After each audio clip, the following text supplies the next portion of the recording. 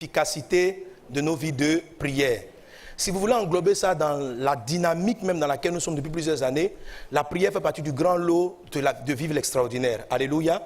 Si vous voulez que les miracles de Dieu, l'intervention surnaturelle de Dieu soit manifestée sur la terre, il faut que vous développiez une vie de prière. Mais pas n'importe quelle manière de prier. Pas n'importe quelle manière de prier. Vous avez appris depuis le début que toute demande ou tout souhait n'est pas une prière. Alléluia. Ce n'est pas une prière. Jésus dit tout ce que vous demanderez en priant. Croyez que vous l'avez reçu. Donc, c'est-à-dire, on peut demander quelque chose sans prier. Donc, tout ce que vous demanderez en priant. Amen. Jésus nous montre bien l'importance de la prière. En commençant ce thème, on a d'abord traité la partie qui dévoile les obstacles à la prière, c'est-à-dire le péché. Selon Ésaïe chapitre 59, à partir du verset 1, la Bible dit que les péchés sont un obstacle à l'efficacité de nos prières. Nous avons traité ce sujet. Alléluia.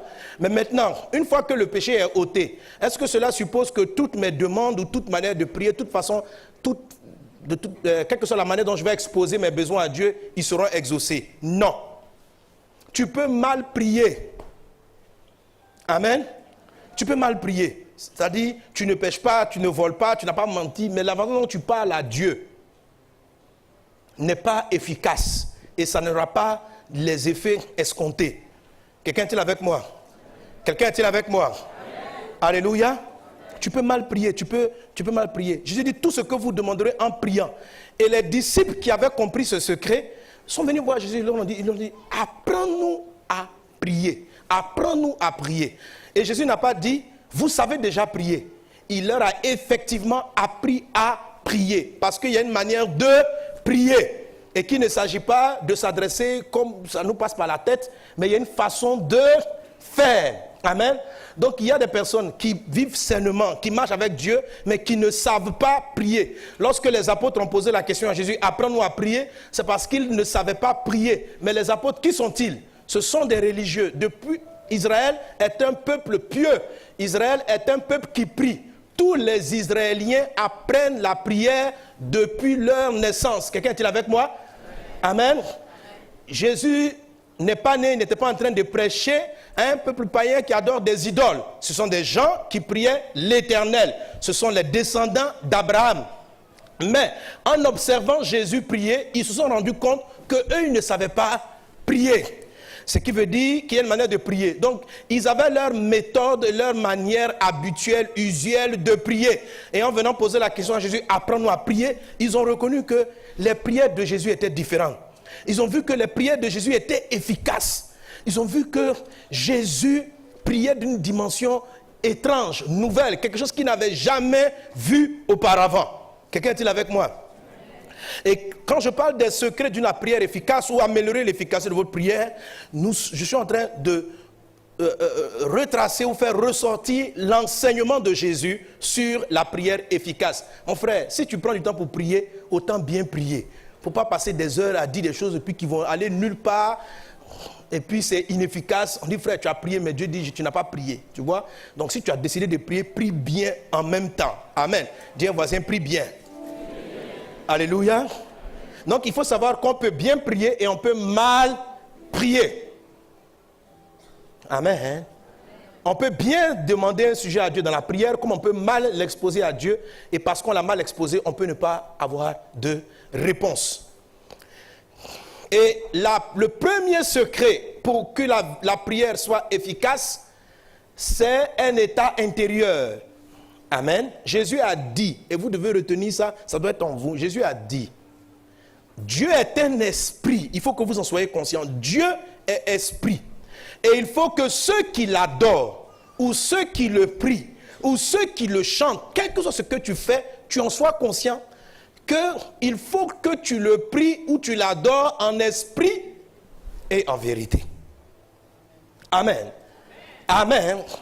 Si tu veux obtenir plus facilement des choses de Dieu, il faut savoir que toi, dans ton corps, tu as aussi un esprit. Et c'est à ce niveau-là que tes demandes doivent être exposées à Dieu. Alléluia. Alléluia. Amen. Et je vous ai longuement expliqué cela en vous montrant la différence quand la Bible dit de prier par l'esprit, en esprit. La Bible est en train de nous dire que prier dans la chair, ça ne marche pas bien. Une prière dans la chair est exaucée 1 fois sur 100. Est-ce qu'on est ensemble? Donc, tant que tu prieras dans la chair, tu vas demander 1000 choses à Dieu et tu vas recevoir une. En fait, Dieu va te répondre comme il répond aux païens.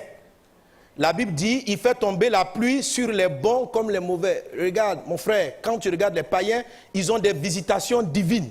Dieu fait aussi pareil.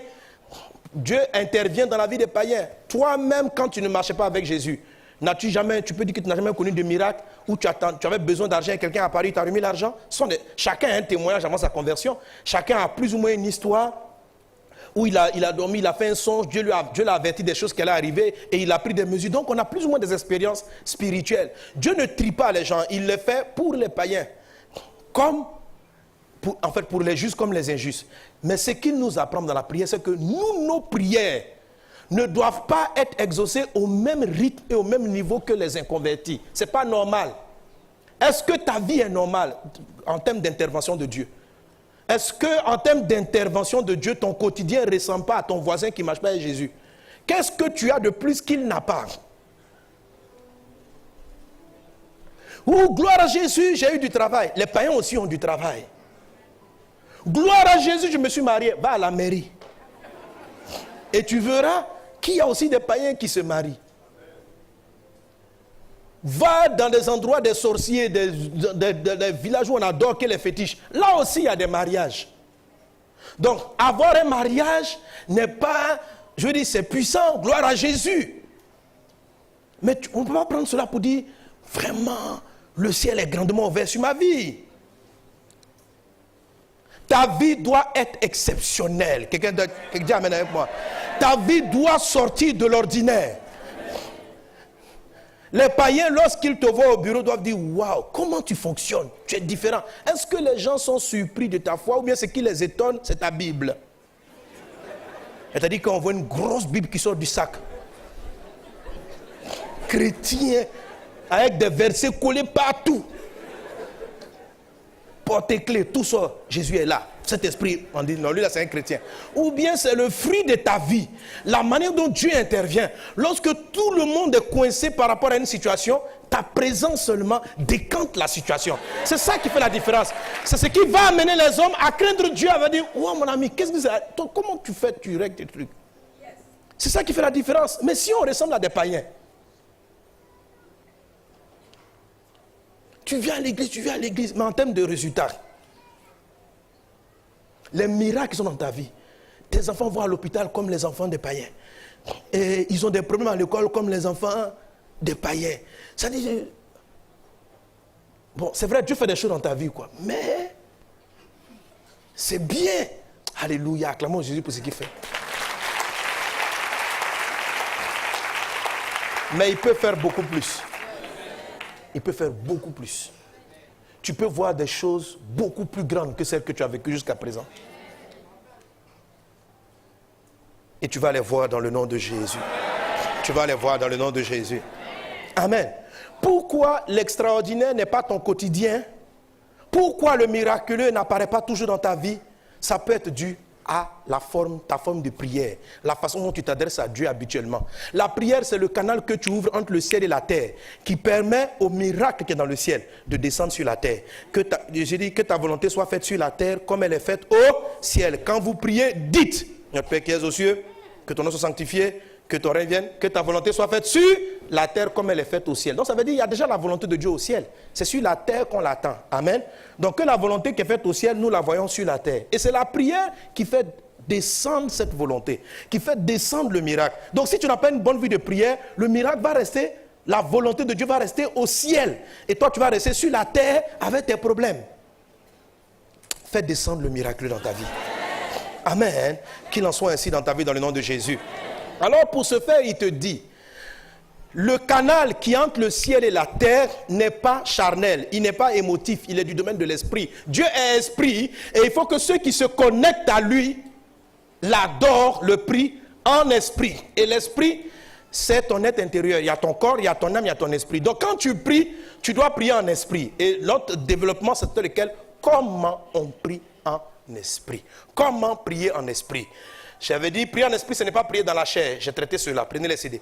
J'ai dit, prier en esprit, ce n'est pas prier selon l'âme. J'ai traité cela. Amen. Alléluia. Maintenant, ça veut dire quoi concrètement prier en l'esprit? On a dit ce que ça n'est pas. Amen. Maintenant, qu'est-ce que c'est? Prier en esprit, c'est ce que Jésus traduit en Matthieu chapitre 6. Amen. Où il dit ceci: lorsque tu pries, entre dans ta chambre. Amen.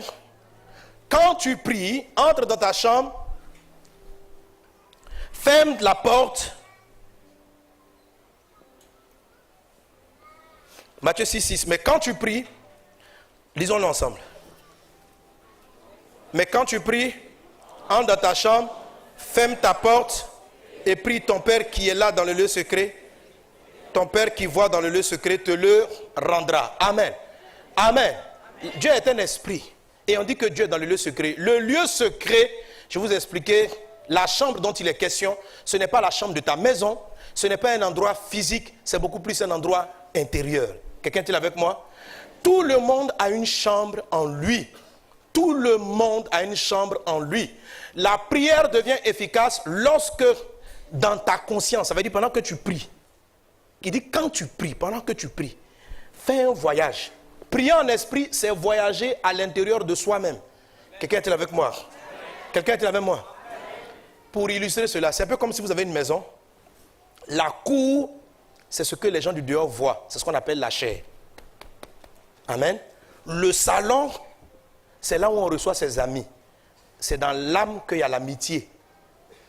Amen. Et puis la chambre, c'est l'esprit. Quelqu'un est avec moi? Ton être a 3 pièces. Sa cour, qui est le corps. Quand quelqu'un veut entrer dans ta vie, physiquement d'abord tu dois le voir. Donc il est en contact avec l'enveloppe corporelle. Ça c'est la cour. Tout le monde a accès à cela. Parce que si Jésus dit la chambre, c'est comme s'il décrivait une maison. Amen. Une chambre, bon, en tout cas ça paraît une maison. C'est vrai qu'il est entré couché, mais la chambre de Jésus c'est pas entré couché quand même. Il y a le salon. Amen. Donc il y a la cour. Il y a le salon, c'est l'âme. Amen. Dans le salon, on est un peu plus profond que dans la cour. Quand on prend des amis, on les amène là-bas. Mais ce n'est pas à ce niveau-là il faut prier. Il faut aller en esprit. Et aller en esprit, c'est ce qu'on appelle entrer dans la chambre. Donc quand Jésus dit prier en esprit, il est en train de dire quand tu pries, entre dans ta chambre. C'est ce qu'il dit ici. Et il appelle la chambre le lieu secret. Amen. Et ça, je l'ai traité la dernière fois. Alléluia. Qu'est-ce que ça signifie rentrer dans la chambre? Être soi-même, être honnête, être vrai, être sincère dans son être intérieur, être profond, ne pas dire des mots pour plaire aux gens. Et puis surtout, je reviendrai là-dessus dans la prière par l'esprit, voir la grandeur de Dieu. Parce que dans la chambre, Dieu aussi est. Et Dieu aussi dans la chambre se dévoile. Celui qui rentre dans le lieu secret, en fait, quand tu pries, vois d'abord la grandeur de Dieu. C'est ce qu'il explique dans la prière de notre Père. Quand il commence la prière de notre Père, il dit, notre Père qui es aux cieux, que ton nom soit sanctifié. Donc, il ne commence pas la prière de notre Père en présentant ses problèmes. Jésus dit, quand vous priez, ne commencez pas par, j'ai faim, donne-moi l'argent. Non. Commence par voir Dieu qui est au ciel et qui est grand. Amen. C'est quand tu vois Dieu comme ça dans ton esprit, tu vois la grandeur de Dieu, que quelque part tu es en train d'entrer dans ta chambre. Amen. Et quand tu vois la grandeur de Dieu, que rien n'est caché devant Dieu, et que Dieu lui-même, il est dans la chambre, donc il n'a rien à te cacher lui aussi, ça devient intense. Mais je traiterai cela la prochaine fois, l'intensité du lieu secret entre le Père et toi. Alléluia. Alléluia. Que Dieu te fasse toujours dans tes prières entrer dans cette dimension. Amen. Et on entre dans le lieu secret en prêchant, on peut rentrer dans le lieu secret en faisant un don, on peut rentrer dans le lieu secret en étant dans la salle. Le lieu secret s'atteint à tout moment. Écoute-moi, s'il y a des prières qui ont été exaucées dans ta vie quand tu as prié, c'est que tu as prié dans le lieu secret. C'est dans le lieu secret que les prières sont efficaces. Dans le lieu secret, quand tu pries, ça ne tarde pas avant d'avoir un résultat. Mais quand tu pries au salon, le temps qu'on amène ça à Dieu qui est dans la chambre, on dit ton Père qui est là dans le lieu secret, il y a un trajet et un sujet qui devait être exaucé instantanément sera exaucé 3 mois plus tard. Parce que tu as prié dans la chambre. Si tu pries dans la cour, là c'est encore grave. Si tu pries dehors, là, mon frère, là, c'est la prière de péché. Ça dit ça n'arrive pas quelque part. Amen. Mais la prière de la chair prend beaucoup de temps. C'est la prière de la chair qui est exaucée au même rythme que ceux les païens. De même que la prière de l'âme. Tandis que la prière en esprit, c'est du tic au tac. Qu'il en soit ainsi dans ta vie. Amen. C'est du haut débit. Amen. C'est le haut débit. Amen. Qu'il y ait un haut débit entre le ciel et toi au nom de Jésus. 5G ou bien 6G, c'est pas quoi. En tout cas, tout ce que tu veux au nom de Jésus. Amen. Amen. Alors, quand tu arrives là, il dit, entre dans le lieu secret, on a traité ce que c'est. Mais la phrase continue en disant, ferme la porte. Dis à un voisin, ferme la porte. Ferme la porte. Beaucoup de personnes arrivent lorsqu'elles sont sincères. Elles ont des difficultés, elles veulent prier. Elles arrivent à entrer dans le lieu secret. Mais une fois que tu rentres dans le lieu secret, Jésus dit bien, entre dans ta chambre, ferme ta porte. Donc, on peut prier et laisser la porte ouverte. Toutes ces choses-là, ce sont des métaphores. Qu'est-ce que cela signifie? Jésus ne parle pas au hasard. Amen. Entre dans ta chambre, on a dit ça voulait dire quoi? Mais tu peux entrer dans ta chambre, laisser la porte ouverte et prier. Jésus dit ferme ta porte. Dis à un voisin, ferme ta porte. Amen. On n'a pas dit de fermer la porte, on dit de fermer ta porte. On dit ferme ta porte. Vous savez, ce n'est pas la porte de quelqu'un, c'est ta porte à toi. Ferme ta porte. C'est pourquoi je vous ai dit que la chambre dont il est question n'est pas un endroit physique. Ce n'est pas une porte dans la maison. C'est ta porte à toi, c'est ta chambre à toi. Elle n'appartient à personne d'autre. Et tout le monde a une chambre. Et c'est là qu'on rencontre le ciel, qu'on rencontre Dieu. Amen. Et c'est ce qu'on explique de manière pratique. Alléluia. Alléluia. Amen. Alléluia. Amen. Ferme ta porte, dit le Seigneur. Alors, pour comprendre ce dont Jésus parle, il faut utiliser l'image. Si j'utilise l'image, je comprends, j'arrive à l'appliquer dans mon quotidien, dans ma vie de prière. Lorsqu'on est dans un endroit et qu'on ferme une porte, on empêche les bruits de dehors, les personnes qui sont à l'extérieur, de venir entrer dans la chambre. Fermer la porte, c'est se couper de tout ce qui est en dehors de la chambre. Est-ce que vous êtes avec moi? Amen. Quand je ferme la porte, je coupe. Je peux rentrer dans la chambre. Mais si la porte n'est pas fermée, ça veut dire je permets à tous ceux qui sont au salon d'entrer aussi ou de passer et puis de voir qu'est-ce qu'il fait dans la chambre. Donc, je dois fermer la porte. C'est se couper avec donc l'âme, la chair et puis tout ce qui est dehors. Dis à voisin, ferme ta porte. Et il a dit, et ton Père qui est là dans le lieu secret te le rendra. Amen. Fermer la porte, ça signifie plusieurs choses. Alléluia. Première des choses, celui qui ferme la porte quand il prie, il n'est pas conscient des informations extérieures, de la présence des uns et des autres. Quand tu pries, la prière qui va être puissante, dangereuse, efficace, est une prière où tu ne te laisses plus distraire par la présence des personnes autour de toi. Parce que souvent, le monde autour de nous, l'environnement dans lequel on se trouve, peut nous distraire. Quelqu'un est là avec moi? Tu veux prier, l'esprit veut te pousser à être à genoux. Maintenant, tu regardes. Est-ce que dans cette église, tu vois, la présence de Dieu est dans le culte. Tu sens que l'onction de Dieu est là. Donc, tu rentres dans la chambre. Tu ne penses plus à autre chose. En même temps, l'esprit veut t'amener à te prosterner. Quand tu dis, hey, dans cette église, ça sera convenable, ça ne sera pas convenable. Ça sera convenable, ça ne sera pas convenable. Frère, la porte est ouverte. Donc, les bruits du dehors entrent et tu ne pourras pas rester connecté avec le Saint-Esprit. Ce que je t'en ai dit, c'est comment garder le fil de connexion dans la prière pour permettre à ta prière de monter et au ressort de descendre. Quelqu'un est là avec moi? Quelqu'un est là avec moi? Il faut fermer la porte. Tu dois prier et tu vois le Seigneur et ne plus être conscient des personnes. Est-ce qu'on est ensemble? Est-ce qu'on est ensemble? Souvent, il y a des gens, tu veux adorer, l'esprit veut te coucher, tu sens que tu dois te prosterner devant la grandeur de Dieu. En même temps, tu penses, où mon costume? Ça là, je viens de le sortir du pressing. Frère, la porte est ouverte. La porte est ouverte. Ça vient du pressing. Ça vient du pressing. C'est pourquoi souvent dans les grands événements, quand les gens sont trop sapés, ils n'arrivent pas à entrer dans le lieu secret. Parce qu'ils réfléchissent trop à ce qu'ils ont porté ce jour-là. Quand les vieillards voient la gloire de Dieu, ils se prosternent avec leurs habits de gloire. Quand tu vois Dieu dans le lieu secret, que tu le vois, je t'assure, tu dis, mais cet habit-là est quoi pour Dieu?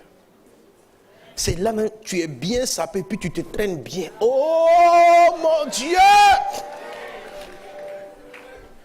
Il y en a qui va dire, bon, j'ai mal m'habiller, là, Alléluia. Amen. Le lieu secret se voit pendant que vous adorez, pendant que vous faites toutes choses. Vous devez fermer la porte. Si vous fermez la porte, vous allez être distrait. Vous êtes là. Par exemple, chaque fois que je vais prêcher, pour prêcher, c'est très difficile. Il faut rentrer dans le lieu secret pour entendre le ciel. Ou si tu sors du lieu secret pendant que tu prêches, tu commences à dire, est-ce que je parle bien? Est-ce que j'ai la bonne syntaxe? Est-ce que mon geste passe bien à l'écran? Un gars qui commence à réfléchir sur la syntaxe, les mots, son geste, si tu réfléchis à tout ça, tu peux être dans le lieu secret, c'est pas possible. Quand tu es dans le lieu secret, tu te coupes. Et puis tu vois Dieu. Et tu es devant Dieu. Le reste, ça ne t'intéresse pas. Quelqu'un, quand il loue Dieu dans le lieu secret, bon, on n'a pas dit de blesser les voisins à côté, mais il danse. Quelqu'un qui n'adore pas dans le lieu secret, quand il se lève pour danser, il dit non, moi je ne peux pas danser mal, les gens vont me voir ici. On m'a dit, mais comme un vieux, comme ça, tu sautes dans la salle. Oh, tu as envie de sauter pour Jésus. Ça veut dire, en fait, il y a des gens, lorsqu'ils rentrent dans la présence, ils sont trop conscients de leur position, de leur âge, trop conscients de l'image que les gens ont d'eux. Et cette image-là les empêche de rester avec Dieu. Ils sont trop conscients. Ah, quand même. Les gens se connaissent, c'est les enfants, ça. Non, donc, tu es trop conscient de qui tu es. Ça fait que tu arrives à rentrer dans la chambre, mais tu ne restes pas. Tu laisses la porte ouverte. Donc, pendant que tu pries, Dieu veut te parler, mais en même temps, les bruits, qu'est-ce que les gens pensent de toi, comment ils te voient prier, quand même, tu es le pasteur de l'église, tu es le frère tant, c'est toi.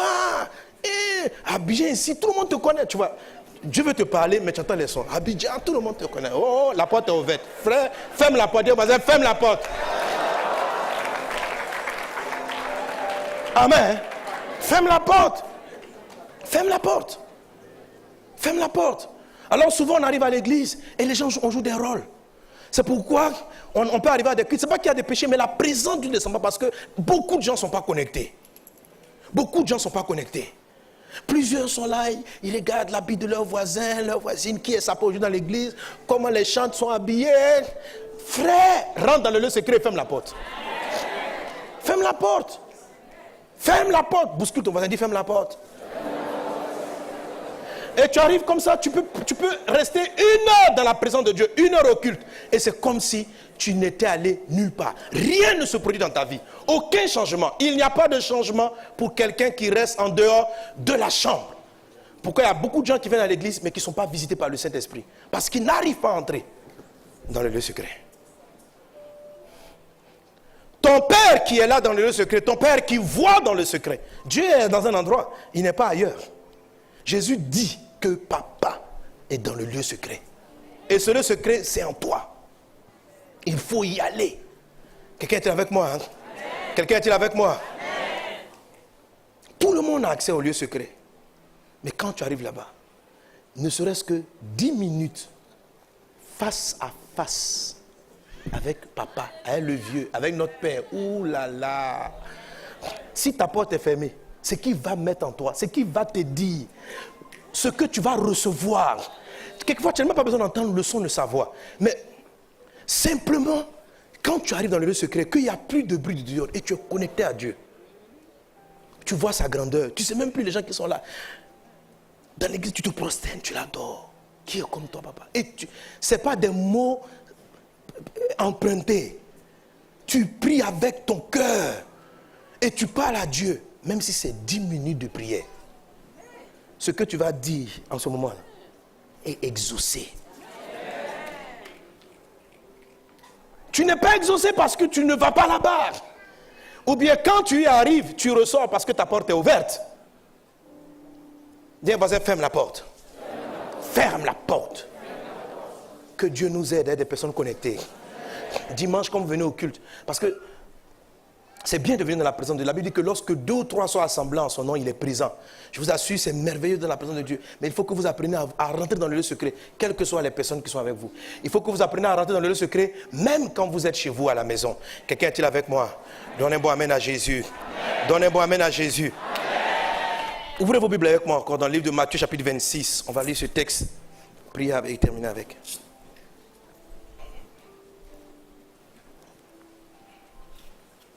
Verset 36. Là-dessus, Jésus alla avec eux dans un lieu appelé Gethsémane. Il dit aux disciples, asseyez-vous ici pendant que je m'éloigne pour prier. Il prit avec lui Pierre et les deux fils de Zébédée. Il commença à éprouver de la tristesse et des angoisses. Il leur dit, mon âme est triste jusqu'à la mort. Et veillez avec moi. Puis ayant fait quelques pas en avant, il se jeta sur sa face et prit ainsi, mon Père, s'il est possible que cette coupe s'éloigne de moi. Toutefois, non pas ce que je veux, mais ce que tu veux. Il vint vers les disciples qu'il trouva endormis et il dit à Pierre, vous n'avez donc pu veiller 1 heure avec moi. Veillez et priez afin que vous ne tombiez pas dans la tentation. L'esprit est bien disposé, mais la chair est faible. Il s'éloigna une seconde fois et pria ainsi, mon Père, s'il est possible que cette coupe s'éloigne sans que je la boive, que ta volonté soit faite. Il revint et les trouva encore endormis, car leurs yeux étaient apaisantis. Il les quitta et s'éloigna, il pria une 3e fois, répétant les mêmes paroles. Puis il alla vers ses disciples et leur dit, vous dormez maintenant et vous vous reposez. Voici l'heure est proche et le Fils de l'homme est livré aux mains des pécheurs. Levez-vous, allons, voici celui qui me livre s'approche. Amen. Amen. Amen. Alors vous voyez ici une prière, je vais parler du combat pour fermer la porte. Quelqu'un est avec moi? Parce que ceux qui sont de l'autre côté veulent que la porte reste ouverte. Pour ne pas que tu sois connecté avec Jésus. Quelqu'un est avec moi? Jésus était la veille de la crucifixion, donc la veille de la naissance de l'Église. Et il est monté avec les disciples. Il a dit aux disciples, l'heure est dure, l'heure est grave. Il leur dit, veillez et priez afin que vous ne tombiez pas dans la tentation. Le mot veiller, ça veut dire de garder, ça veut dire d'être vigilant. Alléluia. Alléluia. Et comme le pasteur Ivan nous l'a dit dans son message, quand on dit de veiller, on ne veille pas n'importe où. On veille aux portes. Amen. On veille aux portes. La Bible nous a dit, ferme la porte, ferme ta porte. Il faut garder la porte fermée. Alléluia. Est-ce qu'on est ensemble? Jésus est monté avec les disciples pour la prière. Il a dit, veillez et priez afin que vous ne tombez pas dans la tentation. Vous savez, tomber dans la tentation est une chose qui arrive très souvent dans la vie des croyants, mais ils ne se rendent pas compte. La tentation, ce n'est pas être tenté pour voler, mentir, tricher. Ce n'est pas ça seulement. C'est cela, mais ce n'est pas ça seulement. Chaque jour de votre vie, vous avez des décisions à prendre. Satan va vous amener à prendre des mauvaises décisions, même si elles ne sont pas iniquités. Quelqu'un est là avec moi? Amen. Satan est venu dire à Jésus, transforme la pierre en pain. Vous connaissez un verset dans la Bible qui interdit de boire du pain? Ce n'est pas un péché manifeste. Il y a des fois, Dieu vient te dire, aujourd'hui, l'Esprit te dit, lève-toi et va dans tel endroit. Quand tu as prié pour avoir du travail, l'Esprit va venir te parler, va te dire, lève-toi, va à tel carrefour, va rencontrer la sœur Bernadette. Si Satan perçoit l'ange, parce que Jésus a dit, je vous ai dit que dans la prière, on voit les anges monter et descendre. Et quand Daniel a prié, lorsque l'ange descendait, le diable est venu l'intercepter. Vous me suivez? Donc, quand tu dis, Seigneur, je vais me marier, ok? Dieu t'exauce. Tu es arrivé dans le lieu secret, tu as prié. Dieu t'exauce. L'ange monte avec la demande. Et Dieu envoie l'exaucement de la prière. Mais il envoie l'exaucement de la prière par une directive. Du genre, aujourd'hui, va rencontrer Bernadette. Mais quand tu seras chez Bernadette, en même temps, l'ange aussi a dit à... Non, à celui qui a fait marier, ce n'est pas un Gasparien, c'est un bon gars. À Bernadette, de venir te rencontrer à ce point-là. Donc, la direction arrive, ok? Amen. Et comme on l'a vu dans le livre de Daniel, le roi de Perse a vu l'ange venir avec le miracle. Et puis il voit. Donc là en ce moment, il va te tenter. Il va te tenter. La tentation, ça sera de te dire d'aller autre part que là où Dieu veut t'envoyer. Et il suffit que tu prennes la mauvaise décision pour être au mauvais endroit, au mauvais moment, pour manquer un miracle qui t'est arrivé. Cette année, 2015, plusieurs personnes ont raté peut-être leur travail, leur mariage, des affaires, parce qu'ils sont tombés en tentation. C'est-à-dire, c'est pourquoi dans la prière de notre Père, il dit, garde-nous du malin. Le malin est subtil. Ce sont des idées, transforme la pierre en pain, prends telle décision. Tous les jours, on prend la décision. On prend la décision soit de rester couché ou de se lever. On prend la décision de prier ou de ne pas prier. On prend la décision de rendre visite ou de ne pas rendre visite. Chaque jour est une décision. Et ces décisions déterminent les choses qui nous arrivent. Et elles sont importantes. Le diable, son travail, c'est de troubler nos décisions. Faire en sorte que nous prenions les décisions qui ne nous conduisent pas vers notre destin. Mais lorsqu'on prie et qu'on garde la porte fermée, Dieu nous garde. Il dit, veillez et priez et vous allez triompher de toutes les tentations. Amen. Celui qui prie, qui garde la prière, reçoit toujours l'exaucement de Dieu. Daniel n'a pas arrêté de prier pendant les 21 jours. Il a été exaucé après le premier jour de sa prière. Mais il est resté éveillé. Il a dit, je suis resté dans l'humiliation. Amen. Quelqu'un est avec moi? Alléluia. Qu'est-ce que ça signifie? Ça signifie qu'il faut garder ta porte fermée. Parce que quand un grand miracle, une chose importante arrive, votre chair, je vous ai dit que quand on prie dans la chambre, là, on passe la chair, on passe l'âme et on arrive dans l'esprit. La chair ou l'âme vont maintenir la porte, vont faire tout pour maintenir la porte ouverte, pour t'envoyer leurs idées. Comment ça se passe dans la pratique? Quand tu commences à prier, ton esprit est assailli d'autres idées. Tu commences à prier. Est-ce que tu es parti voir? Tu as laissé ta maman dans tes trucs. Tu veux prier. Le dossier là. Et puis, les pensées arrivent.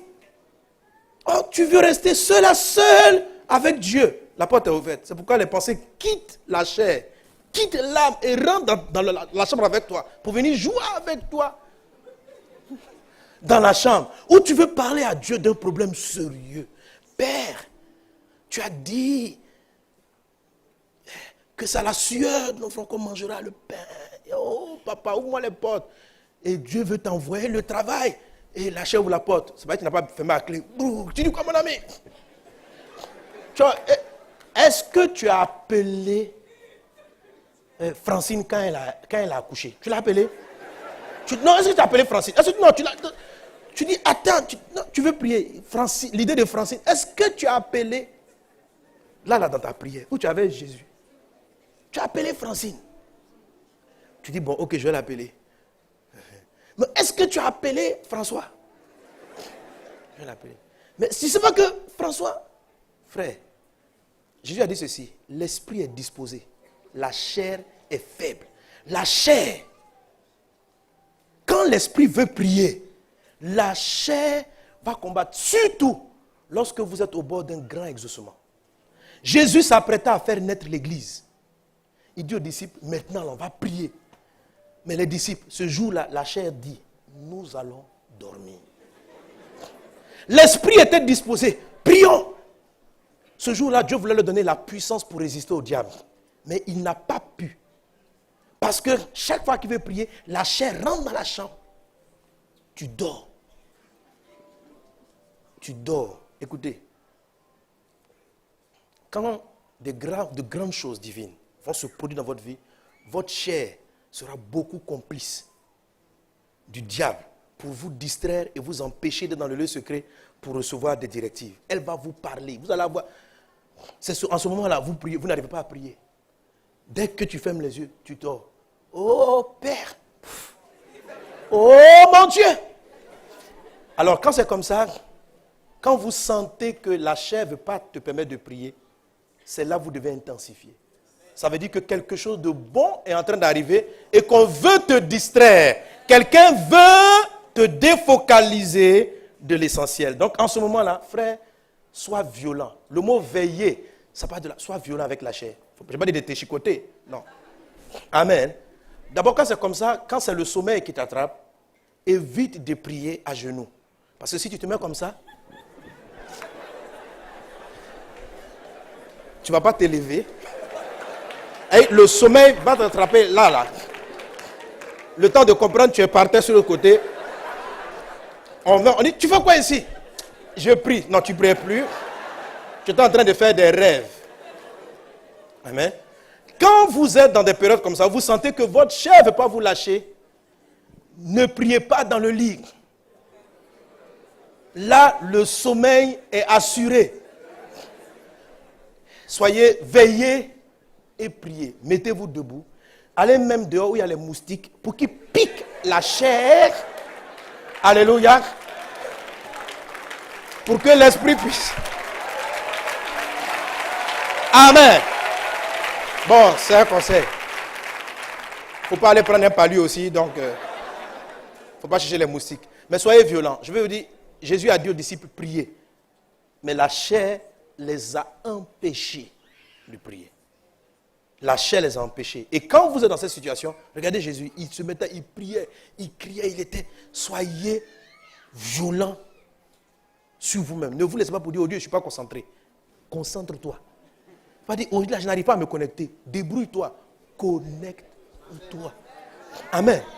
Connecte-toi. Ne subis pas, ne laisse pas ta porte ouverte. Parce que c'est ce qu'on appelle, il force la porte. Donc, toi, tu veux fermer la porte. Il dit, laisse-nous entrer dans tes pensées. Nous, on veut te donner des idées. Va dormir. Regarde, on veut te parler des Gaspariens. On veut t'expliquer que ta maman... Oh, ferme la porte. Ferme. Et puis, connecte-toi. Dieu te parlera. Tu auras des directives. Alléluia. Quelquefois, pour prier comme ça, tu peux aller sous la douche. L'eau te frappe et puis tu pries. Parce que si tu endors de la douche, tu vas t'endormir. Tu restes debout, tu prends des positions, tu peux marcher, même ton corps fait comme ça. Amen. Dimanche prochain, j'expliquerai. Vous avez l'avantage de la prière en langue. La prière en langue, la Bible dit celui qui prie en langue ne prie pas avec l'intelligence. Parce que le plus souvent, quand vous êtes fatigué, c'est votre intelligence qui est... Vous n'arrivez pas à réfléchir en fait. Vous n'arrivez pas à réfléchir. C'est la raison pour laquelle vous pouvez basculer dans la prière en langue. La prière en langue n'a pas besoin que tu réfléchisses. C'est rianda baba bros. Donc même si le sommeil veut te distraire, que tu es en langue, ça marche. Amen. Mais je parlerai de cela. Et la prière en langue, ça rentre dans la dimension de prier par l'esprit. Il y a prié en esprit et il y a prié par l'esprit. Que Dieu te bénisse abondamment. Et une bonne vie de prière.